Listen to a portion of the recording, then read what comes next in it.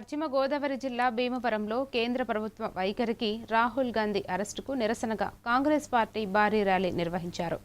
జిల్లా కాంగ్రెస్ అధ్యక్షుడు సీతారాం ఆధ్వర్యంలో కాంగ్రెస్ కార్యాలయం నుంచి ప్రకాశం చౌక్ వరకు ర్యాలీగా చేపట్టారు. కేంద్ర ప్రభుత్వం బాధ్యత వహించాలని, విద్యార్థుల సమస్యలపై చర్యలు తీసుకోవాలని డిమాండ్ చేశారు. కార్యక్రమంలో కాంగ్రెస్ నాయకులు, కార్యకర్తలు, విద్యార్థి, యువజన, మహిళా విభాగాల ప్రతినిధులు పాల్గొన్నారు.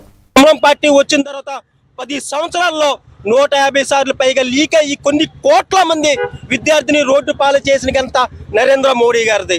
అలాగే ఈ రోజున విద్యార్థులు అందరూ కలిసి మన పేపర్ లీక్ అవటం వల్ల ఎంతో మంది విద్యార్థులు చనిపోయారు. ఈ రోజున చనిపోయిన వాళ్ళు కూడా పట్టించుకోని పరిస్థితిలో నరేంద్ర మోడీ గారి బీజేపీ ప్రభుత్వం ఉంది. అలాగే మన ఢిల్లీలో జంతర్ మంతర్ దగ్గర భారతదేశ వ్యాప్తంగా కొన్ని లక్షల మంది విద్యార్థులు అందరూ కూడా నిరసన తెలిపి ధర్మేంద్ర ప్రధాన్ని వెంటనే రాజీనామా చేయాలని చెప్పి విద్యార్థులందరూ కూడా, ప్రజలందరూ కూడా, మన భారతదేశ ప్రజలందరూ కూడా అలాంటి దుర్మార్గులు ఇంకా మన అధికారంలో ఉండకూడదు, వెంటనే రాజీనామా చేయాలని చెప్పి కోరుతున్నారు. అలాగే విద్యార్థుల్ని చూస్తారా, మనం అందరం కూడా టీవీలోను మొత్తం అన్ని న్యూస్లో చూస్తాం. ఎంత దారుణంగా కొడుతున్నారంటే ఆడపిల్ల లేదు, మగపిల్ల లేదు, ప్రైవేట్ సెక్యూరిటీ కొంతమంది పెట్టుకుని తుక్కు కింద బాధేసి గన్నులు వాడుతున్నారు, గ్యాస్ వాడుతున్నారు.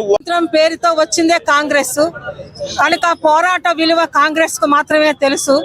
గత ఎన్నేళ్లుగా కూడా కాంగ్రెస్ ప్రభుత్వంలో ఏ పోరాటం చేసినా విలువ ఇచ్చేవారు తప్ప ఎవరిని లాఠీ దెబ్బలతో కొట్టిన దాఖలాలు లేవు.